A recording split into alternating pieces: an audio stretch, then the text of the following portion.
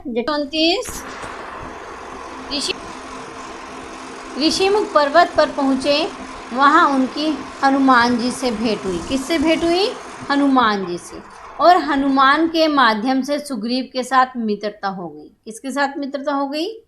सुग्रीव के साथ। सुग्रीव कौन थे? सुग्रीव जो है वो वानरों के राजा थे और किष्किंधा के नरेश। श्री राम ने बाली को मारकर किष्किंधा का राज्य सुग्रीव को दे दिया। किसे मार दिया? बाली को। बाली कौन थे? सुग्रीव के भाई। और उस राज्य का उत्तराधिकारी बाली के पुत्र अंगद को बनाया। किसको बनाया? अंगद को। अंगद कौन था? बाली का पुत्र। सुग्रीव के सैनिक सीता की खोज के लिए चारों दिशाओं में गए, किंतु सीता जी का पता केवल हनुमान जी ही लगा सके। उन्होंने श्री रामचंद्र जी का संदेश सीता जी को दिया तथा उनका संदेश श्री रामचंद्र जी को दे दिया। वे आते आते रावण के पुत्र अक्षय कुमार को मार आए। किसको मार आए? अक्षय कुमार को। अक्षय कुमार कौन था? रावण का पुत्र। और लंका में भी आग लगा दी। कहाँ पर आग लगा दी? लंका में। लंका में पहुंचने के लिए सुग्रीव के सेनापति, किसके सेनापति? सुग्रीव के नल और नील ने समुद्र पर पुल बनाया। कहाँ पर बनाया? समुद्र पर पुल बनाया।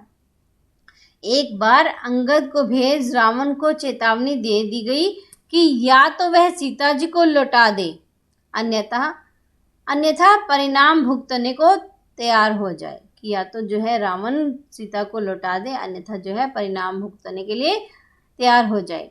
रावण अपनी हट पर अड़ा रहा, जिसका परिणाम लंका युद्ध हुआ। एक एक करके रावण के सेनापति सेना समेत मारे जाने लगे। किसके सेनापति मारे जाने लगे? रावण के। यह एक भयानक युद्ध था। कैसा युद्ध था? भयानक। मेघनाद के वानरों से लक्ष्मण का जीवन संकट में पड़ गया। किसके वानरों से? मेघनाद के। किसका जीवन संकट में पड़ गया? लक्ष्मण जी का।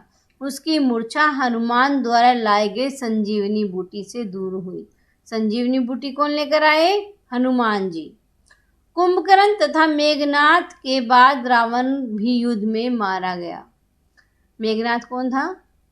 रावण का पुत्र। और कुंभकर्ण कौन था? यह रावण का भाई था। लंका का राज्य श्री रामचंद्र जी ने रावण के भाई विभीषण को दे दिया। किसको दे दिया?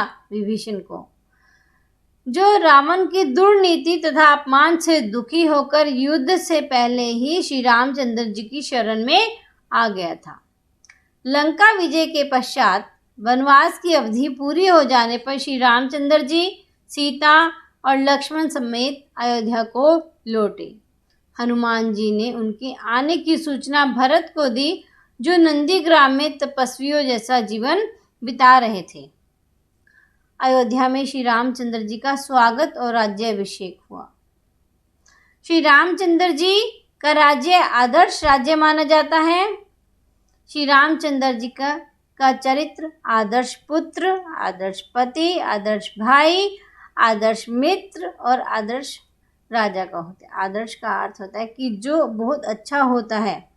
उन्हें इसीलिए मर्यादा पुरुषोत्तम कहा जाता है। जब तक धरती पर पर्वत और समुद्र हैं, तब तक उनकी कहानी लोगों को संदेश देती रहेगी कि श्री रामचंद्र के समान आचरण करना चाहिए, कि व्यवहार करना चाहिए, रावण के समान नहीं, कि हमें जो है अच्छे पथ पर चलना चाहिए। रामायण से हमें क्या शिक्षा मिलती है? रामायण से हमें शिक्षा मिलती है कि हमें जो है अपने कर्तव्य निर्वाह के लिए, अपने कार्य की पूर्ति के लिए लगे रहना चाहिए।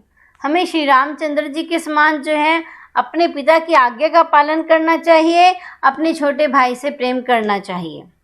आइए करते हैं इस पाठ के प्रश्न उत्तर। भगवान राम किस युग में उत्पन्न हुए? त्रेता युग में। राजा दशरथ के पुत्र का नाम लिखिए। राजा दशरथ के 4 पुत्र थे, राम, लक्ष्मण, भरत और शत्रुघ्न। श्री राम और लक्ष्मण मुनि विश्वामित्र के साथ वन में क्यों गए? उनके यज्ञ की रक्षा के लिए। श्री रामचंद्र जी को वनवास क्यों मिला? कि कई माता के हट के कारण, कि उन्होंने राजा दशरथ से 2 वर मांगे और कहा कि जो है भरत को राज्याभिषेक और राम को जो है वह वनवास दे दिया जाए। सीता हरण में रावण ने किसकी सहायता ली? मारीच की। सुग्रीव ने श्री रामचंद्र के साथ दोस्ती कैसे निभाई? सीता जी का पता लगाकर उनकी खोज करके।